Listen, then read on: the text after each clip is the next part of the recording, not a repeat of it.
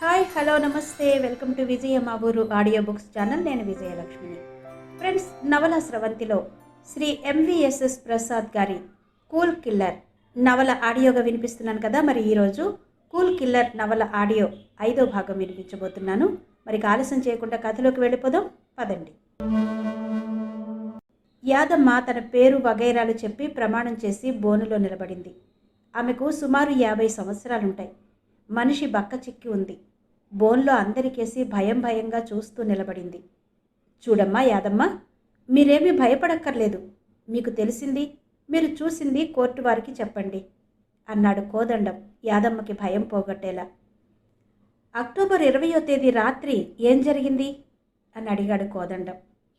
Sir, ఆ రోజు రాత్రి 9 గంటలకి అక్కడ నాలాగే బోన్లో నిలబడ్డ మేడం జల్దీగా ఉరికింది. మేడం అంటే అక్కడ ఉన్న ముద్దాయి గురించే కదా మీరు చెబుతున్నది? అవును సారు. ఎట్లా ఉరికింది అన్నాడు కోదండం యాదమ్మ భాషలోకి దిగి. ఆ ఫ్లాట్లోకి వెళ్ళి బయటకు వచ్చి జల్దీ సీడీలు దిగుతూ ఉరికింది సార్ అంది యాదమ్మ. అంటే మీరు ఆ టైంలో అక్కడ ఎందుకున్నారు అడిగాడు కోదండం. సెల్లార్లా బాగా పాచ్ చేరిందని వాచ్మెన్ చెప్పిండు, పని సాఫ్ చేయడానికి ఆడుండ అంది యాదమ్మ. అప్పుడేం జరిగింది అడిగాడు కోదండం. చెప్పినా కదా సారు, మేడం ఆ ఫ్లాట్ నుంచి ఉరుక్కుంటూ వచ్చి గక్కడనే మోటార్ సైకిల్ ఎక్కి దబాయించింది అంది యాదమ్మ. అక్కడే అంటే అడిగాడు కోదండం. అదే సెల్లార్లా అంది యాదమ్మ. ఆ పారిపోయింది అక్కడున్న ముద్దాయేనా మళ్ళీ అడిగాడు కోదండం. అవు సారు, చెప్పిన కదా అంది యాదమ్మ. ఆమె ఏ బట్టలు వేసుకుంది అడిగాడు కోదండం. ఏమో సారు, గంత గమనించలే, ఇటువంటి బట్టలే ఆ దినం వేసుకుంది అంది యాదమ్మ. ప్రవీణ్ ఏదో నోట్ చేసుకుంటూ జరిగింది వింటున్నాడు. కానీ అయితే ఆ రోజు ఉరికి వెళ్ళింది ఆ మేడమే అంటారు అన్నాడు కోదండం.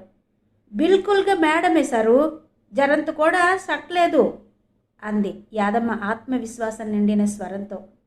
దట్స్ ఆల్ యువర్ ఆనర్ అంటూ తన సీటు వైపు నడిచాడు PP Kodandam. I have a couple of things to ask your honour అంటూ బోన్ వైపు నడిచాడు ప్రవీణ్. చూడండి యాదమ్మ, మీరక్కడ ఎంతకాలం నుంచి పనిచేస్తున్నారు అడిగాడు ప్రవీణ్. 2 సంవత్సరాల నుంచి సారు. గుడ్.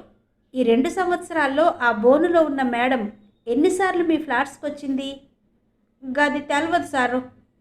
పోనీ మీరెన్నిసార్లు ఆ మేడంని చూశారు? 1 సారో 2 సార్లు చూసిన సారు. గది ఆ స్రవంతి మేడం ఫ్లాట్కి వచ్చినప్పుడు. యాదమ్మ, మీరు ఆ మేడంని స్రవంతి ఫ్లాట్ దగ్గర నుంచి పరిగెత్తి వచ్చింది అంటున్నారు, చూశాను అంటున్నారు. ఆమెను సినిమా హాల్లో కానీ పార్కులో కానీ చూస్తే గుర్తుపట్టగలరా అని అడిగాడు ప్రవీణ్ సూటిగా యాదమ్మ కళ్ళలోకి చూస్తూ.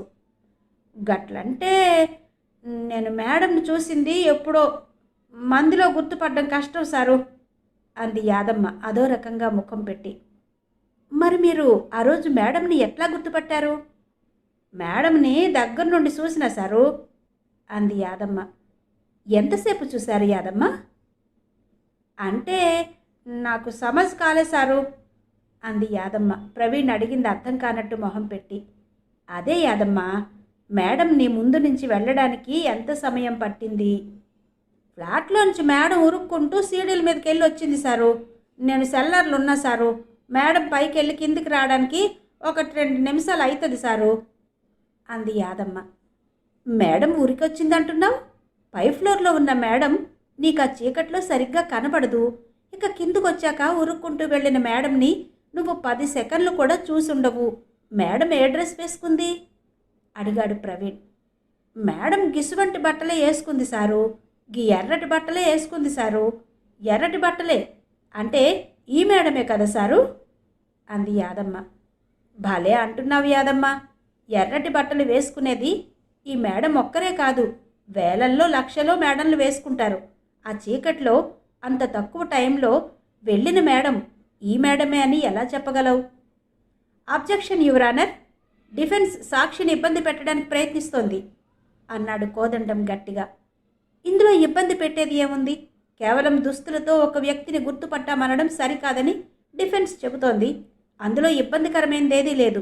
అబ్జెక్షన్ ఈజ్ ఓవర్ రూల్డ్ అన్నాడు జడ్జి రమేష్. ఏమో సారు, గట్లనుకున్నా అంది యాదమ్మ తలగోక్కుంటూ. అయితే నువ్వు చూసింది ఈ మేడం అనుకున్నావు గాని ఈ మేడం కాకపోవచ్చు అన్నాడు Praveen. I strongly object your honour. సాక్షిని భయపెట్టి నిజం చెప్పకుండా చేస్తోంది డిఫెన్స్ అంటూ ఒంటి కాలి మీద లేచాడు కోదండం. డిఫెన్స్ కౌన్సిల్ వాదనలో నాకు తప్పేమీ కనిపించలేదు. ఆయన అది అలా ఏమో అంటున్నారు కానీ సాక్షిని ఎక్కడా ప్రభావితం చేయడం లేదు. సాక్షి తను చెప్పదలుచుకున్నది చెప్పవచ్చు. కోర్టు అందుకు అనుమతిస్తోంది కదా. The objection is overruled అన్నాడు జడ్జి రమేష్. కోదండం ఏదో గొణుక్కుంటూ తన సీటు వైపు నడిచాడు. Thanks your honour. చెప్పండి, మీరు చూసిన వ్యక్తి ఆ మేడం కావచ్చు, కాకపోవచ్చు, ఏమంటారు అన్నాడు ప్రవీణ్. అవు సారు, నాకు జరంత డౌట్ ఉండే. మీరు బి అదే అంటున్నారు. గీ మేడం కాకపోవచ్చు సారు అంది యాదమ్మ. కోదండం తల పట్టుకు కూర్చున్నాడు. జీవితంలో రెండోసారి, అది కేవలం 5-10 సెకండ్లు చూసిన వ్యక్తిని సాక్షి చీకట్లో గుర్తుపట్టడం impossible your honour. Please note this point your honour. That's all your honour అంటూ తన సీట్లోకి వెళ్ళి మంచినీళ్ల బాటిల్ అందుకున్నాడు ప్రవీణ్. సార్, సాక్షుల్ని నీళ్లు తాగించి మీరు కూడా నీళ్లు తాగుతున్నారే అని నవ్వుతూ గుసగుసగా అంది రమ్య. ప్రవీణ్ ముసిముసి నవ్వులు నవ్వుకున్నాడు. My next witness is watchman Ramulu అన్నాడు పీపీ కోదండం. తన వివరాలు చెప్పి ప్రమాణం చేసి రాములు బోన్లో సెటిల్ అయ్యాడు. రాములు, మీరు ఎప్పటి నుంచి స్రవంతి వాళ్ళ ఇంట్లో పనిచేస్తున్నారు అడిగాడు కోదండం. 2 సంవత్సరాల నుంచి సార్. ముద్దాయిని ఇంతకు ముందు చూశారా? చూశాను సార్. 001 ఫ్లాట్కి వచ్చేవారు.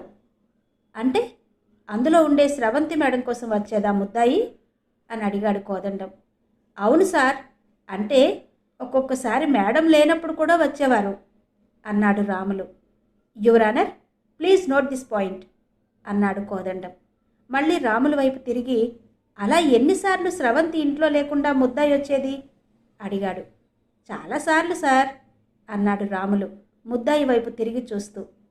చాలాసార్లంటే ఎన్నిసార్లు అడిగాడు కోదండం.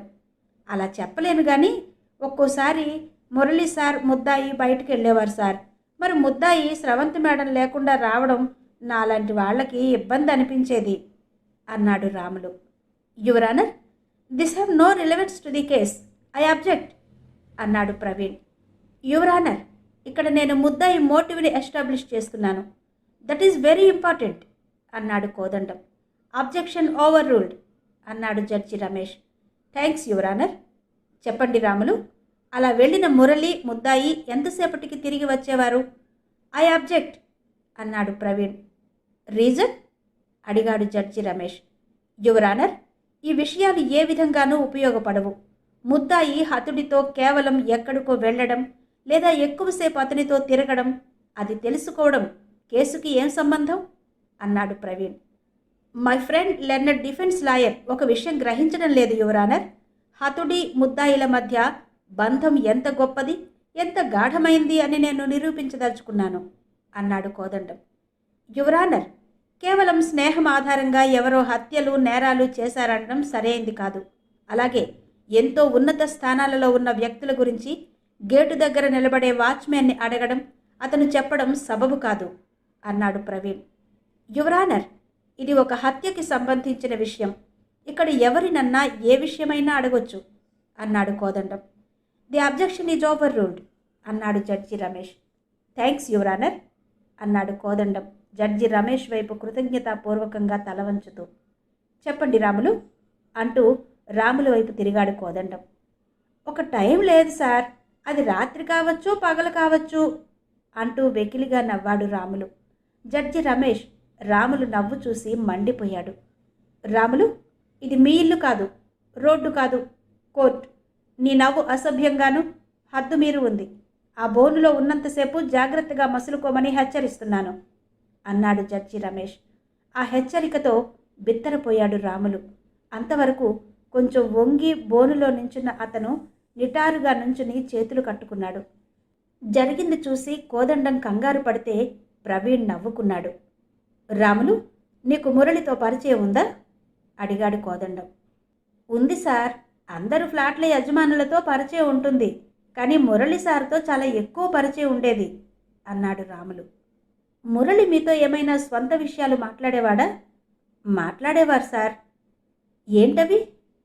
మేడం గురించి, ముద్దాయి గురించి అయినా అవన్నీ చెప్పలేను సార్ అన్నాడు రాములు. రాములు, ఇక్కడ నీకు తెలిసిందంతా చెప్పాలి, అర్థమైందా? తప్పదా సార్? తప్పదు, ఇది కోర్టు, నువ్వు ఓత్ తీసుకున్న సాక్షివి అన్నాడు కోదండం. మేడం స్రవంతి గారితో జీవితం పెద్దగా సుఖంగా లేదని, ముద్దాయి జీవితంలోకి వచ్చిన తర్వాత జీవితంలో హుషారు సంతోషం వచ్చాయని అంటుండేవారు sir. Please note this point your honour అన్నాడు కోదండం గర్వంగా ప్రవీణ్ వైపు చూస్తూ. రాములు, ఒక ఆఖరి ప్రశ్న, ముద్దాయి పట్ల మీ అభిప్రాయం? I strongly object your honour. ఈ ప్రశ్న ఈ కేసు మీదే కాకుండా నా క్లయింట్ మీదే అనవసర అర్థం లేని వ్యతిరేక ప్రభావం చూపుతుంది అన్నాడు ప్రవీణ్ ఆవేశంగా. ది అబ్జెక్షన్ ఈజ్ సస్టైన్డ్ అన్నాడు జడ్జి రమేష్. కోదండం గారు, మీరు చాలా సీనియర్ లాయర్. ఇటువంటి ప్రశ్నలు ఒక సాక్షిని అడగకూడదని మీకు తెలియకపోవడం చాలా శోచనీయం. ఇక్కడ మనం జరిగిన విషయాలు తెలుసుకోవాలి, వాటికి సంబంధించిన ప్రశ్నలే ఉండాలి, కానీ ఎవరి అభిప్రాయాలు, ఎవరి కాంటాక్ట్ సర్టిఫికెట్లు మనకు అవసరం లేదు. దయచేసి మీ ప్రశ్నల్ని విశ్లేషించుకోండి అన్నాడు judge Ramesh. Sorry your honour, I will take care అన్నాడు కోదండం క్షమాపణ ధోరణిలో. ప్లీజ్ ప్రొసీడ్ అన్నాడు judge Ramesh. That's all your honour. Your witness mister Praveen అంటూ ఆలోచనగా తన సీట్ వైపు నడిచాడు కోదండం. థ్యాంక్స్ పీపీ అంటూ సాక్షిని ప్రశ్నించడానికి లేచాడు ప్రవీణ్. చూడండి రాములు, మీకు హతుడితో పరిచయం ఉంది అన్నారు, అది ఎటువంటి పరిచయం అని రాములు కళ్ళలోకి సూటిగా చూస్తూ ప్రశ్నించాడు ప్రవీణ్. అంటే? అర్థం కానట్టు ముఖం పెట్టాడు రాములు. మీ ఇద్దరి మధ్య ఉన్నది యజమాని ఉద్యోగి మధ్య ఉన్న పరిచయమా, ఆర్థిక సంబంధాలున్న పరిచయమా, వ్యక్తిగత విషయాలు మాట్లాడుకునే అంతటి పరిచయమా అంటూ రాములు స్పందన కోసం అతని ముఖంలోకి చూడసాగాడు ప్రవీణ్. సారు నాతో అన్ని విషయాలు మాట్లాడేవారు సార్ అన్నాడు రాములు ప్రవీణ్ అడిగిన ప్రశ్నకి కంగారు పడుతూ. అన్నీ అంటే? బ్యాంకుకి వెళ్ళి పైసలు తేవడం చేసేవాడిని సార్, అలాగే ఎప్పుడైనా మందు కావాల్సి వస్తే తెచ్చేవాడిని, ఒక్కోసారి అమ్మాయిల్ని తెచ్చుకునే టైంలో సహాయం చేసేవాడిని అన్నాడు రాములు భయం భయంగా జడ్జి రమేష్ వైపు చూస్తూ. Very interesting. అంటే హతుడు మురళికి మందు మగువ లాంటి అలవాట్లున్నాయన్నమాట. Your honour, please note this point. మళ్ళీ రాముల వైపు తిరిగి, అంత పెద్ద వ్యాపారవేత్త మీ సహాయం తీసుకోవడం ఏంటి అన్నాడు ప్రవీణ్. ఆ సార్ ఉండే చోట పని చేస్తున్న కదా సార్ అన్నాడు రాములు. మరి సార్ పోయిన రోజున బ్యాంకు నుంచి తెచ్చిన 10 లక్షల రూపాయలు ఏమయ్యాయి? ఆ విషయం అడిగేసరికి ఒక్కసారిగా కంగు తిన్నాడు రాములు. సార్, ఆ రోజు నేనేవి పైసలు తేలే అన్నాడు రాములు. సరిగ్గా గుర్తు తెచ్చుకోండి, 10 లక్షల రూపాయలు మీరు మరచిపోయేంత చిన్న మొత్తం కాదే అన్నాడు ప్రవీణ్ రాములు మొహంలో రంగులు మారడం గమనిస్తూ. గుర్తుకొచ్చింది సార్, ఆ రోజు సార్ పైసలు తెమ్మంటే తెచ్చిచ్చినాను సార్ అన్నాడు రాములు. ఎప్పుడు తెచ్చారు రాములు?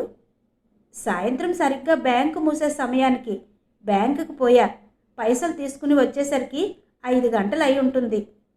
అంత డబ్బు తీసుకురావడానికి మీకు భయం వేయలేదా అడిగాడు ప్రవీణ్.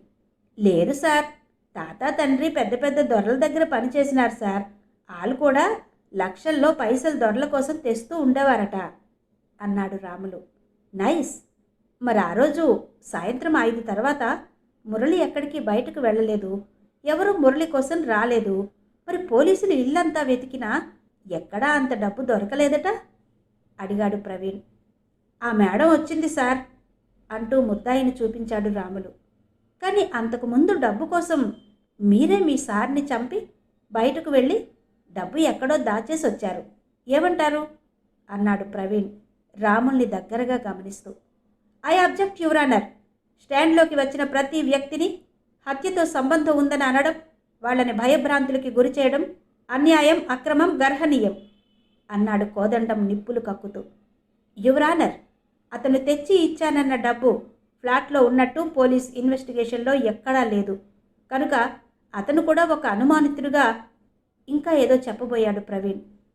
అవన్నీ మనం చెప్పలేం, పరిశోధన అయిపోయింది, ఇక సాక్ష్యాలు రుజువులు మిగిలిన్నాయి. అయినప్పటికీ the objection is not sustainable Kodandam garu అన్నాడు జడ్జి రమేష్.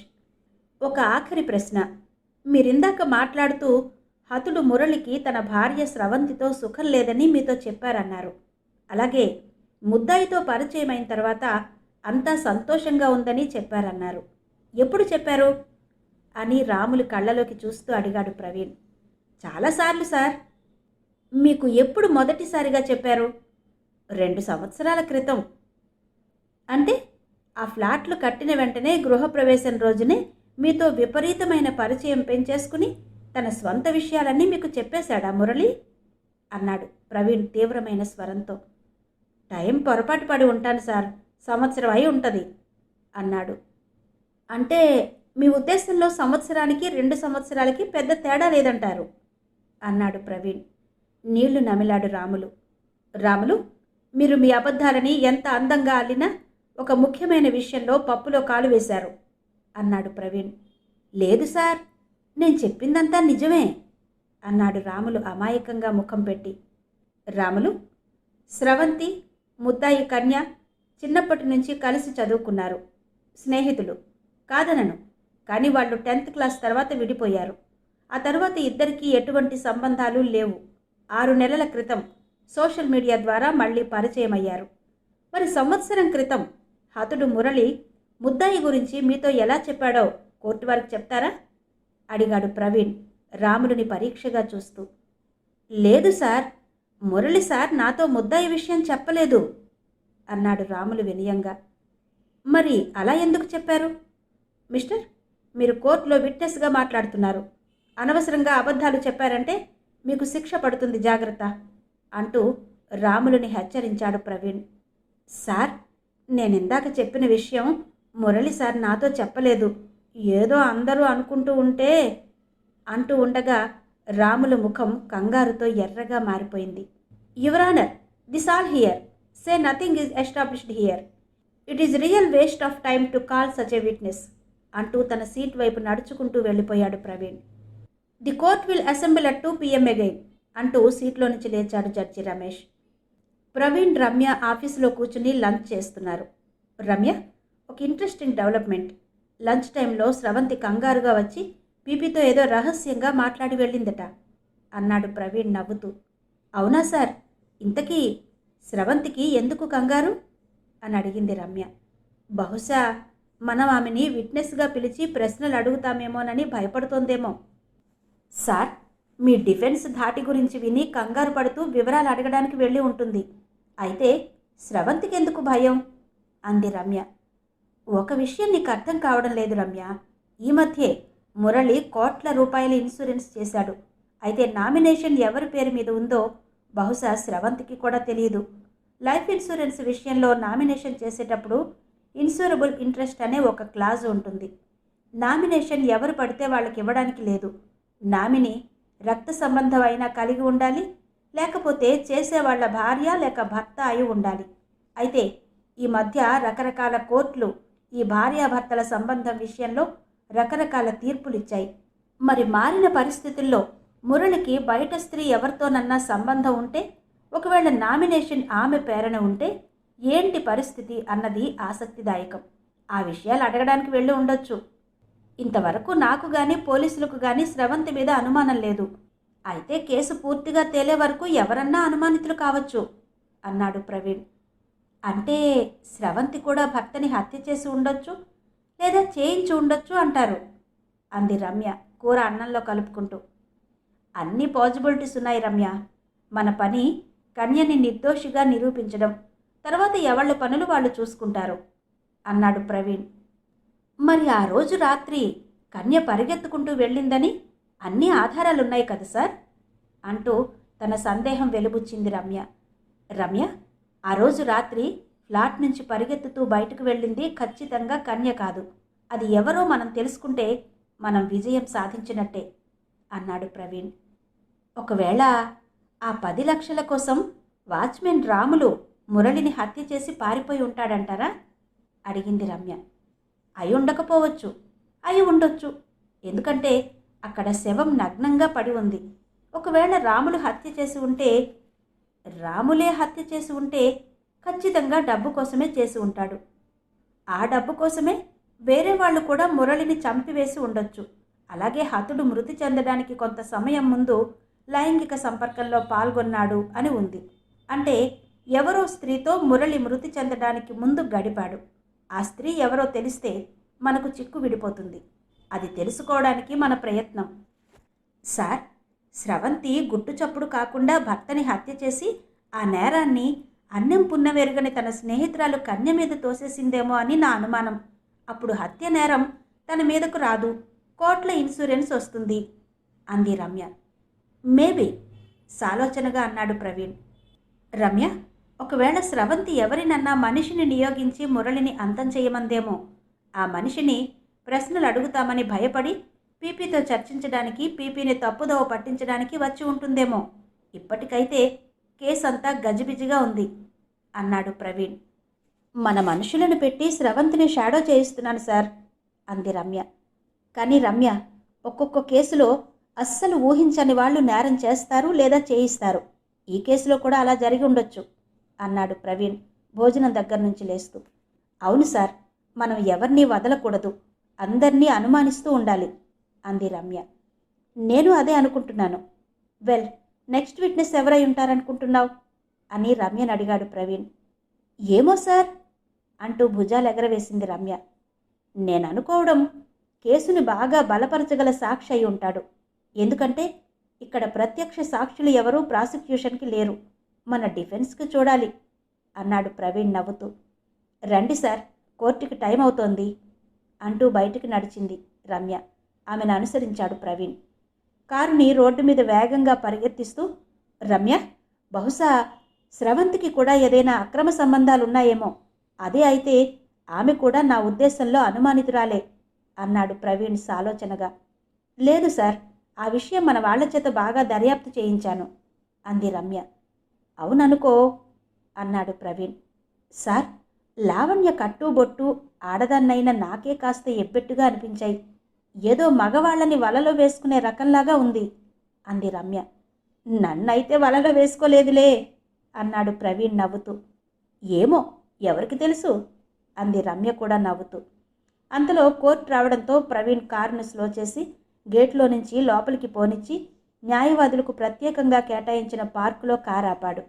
ప్రవీణ్, రమ్య న్యాయవాదులు వేసుకునే గౌన్లు ధరించి కోర్టు లోపలికి నడిచారు. కోర్టు ప్రారంభమవుతోందన్న సూచనగా సైలెన్స్ అన్న మాటలు వినిపించాయి.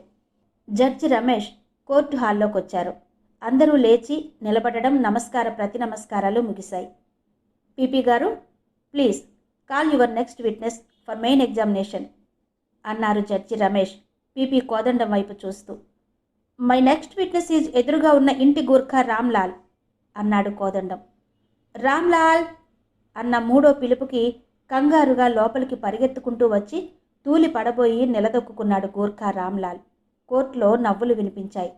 ఆర్డర్! గావెల్తో ధ్వని చేశాడు జడ్జి రమేష్. చూడండి రామ్లాల్, ఏమిటి సమస్య? ఇంత కంగారు పడే మీరు ఆ ధనవంతుల ఇంటిని ఎలా కాపాడతారు? బీ కూల్ అంటూ రామ్లాల్ ప్రమత్తతకి సున్నితంగా మందలించాడు కోదండం. తర్వాత రామ్లాల్ తన వివరాలు కోర్టు వారికి ఇచ్చి ప్రమాణం చేసి బోనులో నించున్నాడు. కోదండం లేచి బోను దగ్గరకు వెళ్ళాడు. మీరేం చేస్తుంటారు అడిగాడు కోదండం. ఎయిర్వేస్ ఫ్లాట్స్ ఎదురుగా ఉండే సేట్ చమన్లాల్ ఇంట్లో గూర్ఖాని సార్. అంటే మీరేం చేస్తుంటారు? సార్, నేను 24 గంటలు ఇంటిలోని ఆవరణలోని క్వార్టర్లో ఉంటాను సార్. నిజానికి డ్యూటీ అంటూ ఏమీ ఉండదు సార్. 24 గంటలు ఇంటిని, అందులో మనుషుల్ని కాపాడుతూ ఉండాలి. గుడ్, చాలా చక్కగా చెప్పారు అంటూ జడ్జి వైపు తిరిగి, యువర్ ఆనర్, ఇతను ఎంత శ్రద్ధతో నిబద్ధతతో తన డ్యూటీ చేస్తాడో ఈ మాటలే చెబుతున్నాయి అన్నాడు కోదండం. కోదండం గారు, ఇప్పుడు ఎవరు అతని డ్యూటీ గురించి సర్టిఫికేషన్ అడగలేదు. అతను కోర్టులోకి ఎంటర్ అయిన విధానం నచ్చక అలా కామెంట్ చేశాను. ప్లీజ్ ప్రొసీడ్ అన్నాడు జడ్జి రమేష్. కోదండం చిన్నబుచ్చుకుని ఎస్ యువర్ ఆనర్ అంటూ రామ్లాల్ వైపు తిరిగాడు. రామ్లాల్, మీ ఇంటికి ఎవరెవరు వస్తూ ఉంటారు అడిగాడు కోదండం. చాలామంది వస్తారు సార్ అంటే ఎక్కువగా ఎవరొస్తారు? సేటు బంధువులు, స్నేహితులు, వ్యాపార లావాదేవీల మీద వచ్చేవాళ్ళు. సరే, మీ ఇంటెదురుగా ఉన్న ఎయిర్వేస్ ఫ్లాట్స్ కూడా మీరు గమనిస్తూ ఉంటారు కదా? అవును సార్. తరచూ ఆ ఫ్లాట్లను గమనిస్తూ ఉంటారా? ప్రవీణ్ లేచి ఏదో అనబోయి ఊరుకున్నాడు. ఎనీ అబ్జెక్షన్ అని ప్రవీణ్ ఉద్దేశించి అడిగాడు Kodandam. No no, please carry on. చెప్పండి రామ్లాల్, ఆ ఫ్లాట్లను చూస్తూ ఉంటారు కదా? అవును సార్. ఆ ఫ్లాట్స్కి ఎవరెవరు వస్తారో మీరు చూస్తూ ఉంటారు కదా? ముఖ్యంగా నేను మా ఇంటిని చూసుకోవాలి సార్. అయితే ఎదురుగానే కనుక అటు కూడా చూస్తుంటాను చెప్పాడు రామ్లాల్. అందుకే అడుగుతున్నాను అన్నాడు కోదండం. ఫ్లాట్స్కి చాలామంది వచ్చి వెళ్తుంటారు సార్. అంటే మీ దృష్టి దాటి ఎవరూ మీ ఇంటిలోకి కాకుండా ఫ్లాట్స్లోకి కూడా వచ్చి వెళ్ళే అవకాశం లేదు కదా అడిగాడు కోదండం. అవును సార్ అన్నాడు రామ్లాల్.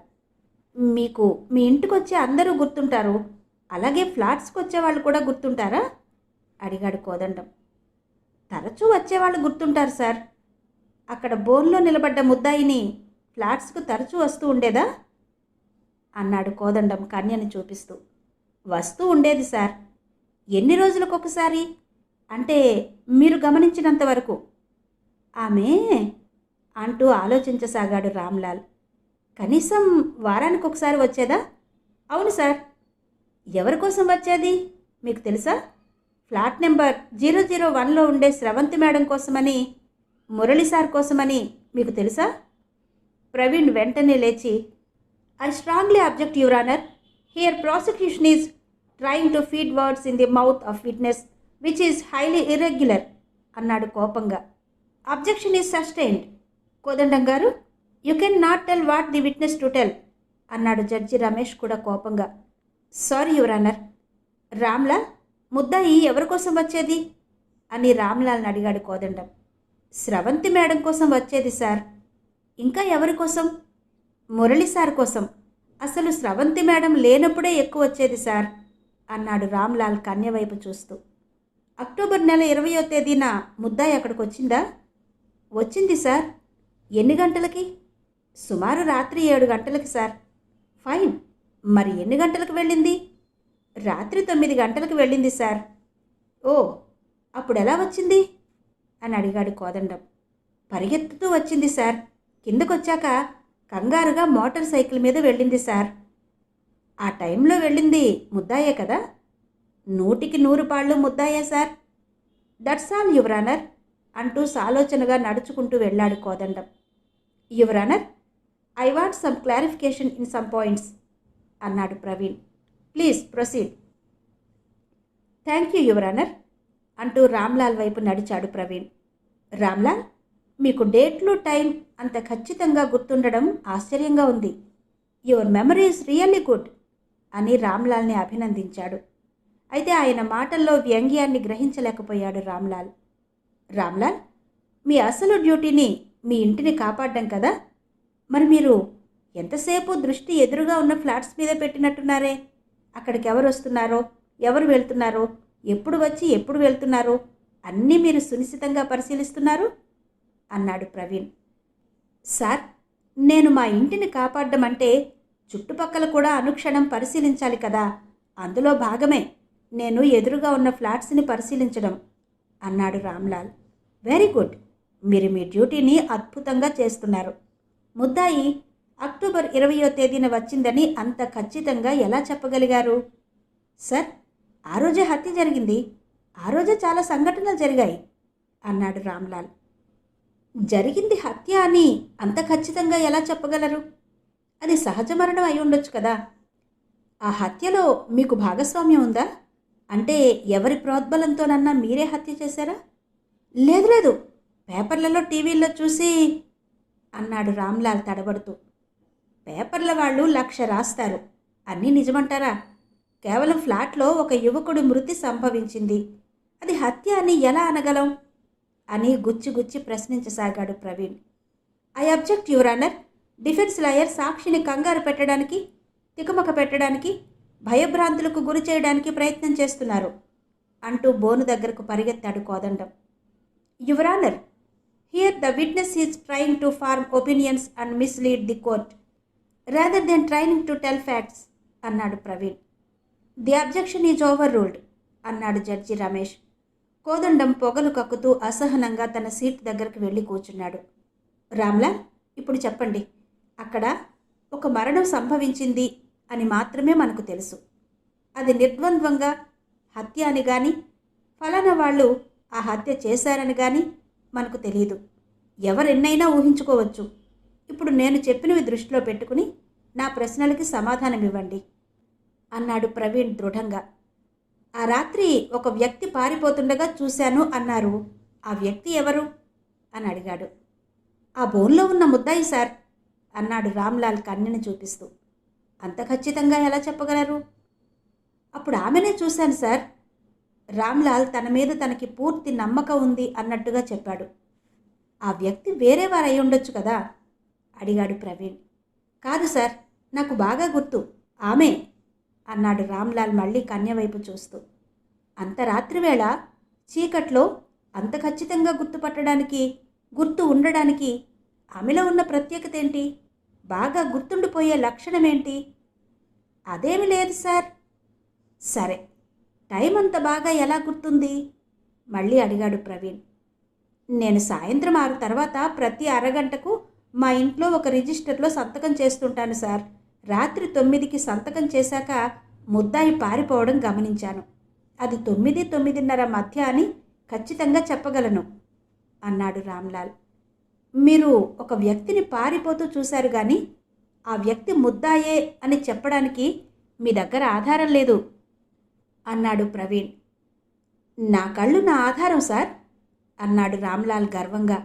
ఓహ్, అయితే అక్టోబర్ 19న రాత్రివేళ కళ్ళు సరిగా కనిపించటం లేదు అని ఆసుపత్రిలో మీరు చూపించుకున్న చీటీలివి.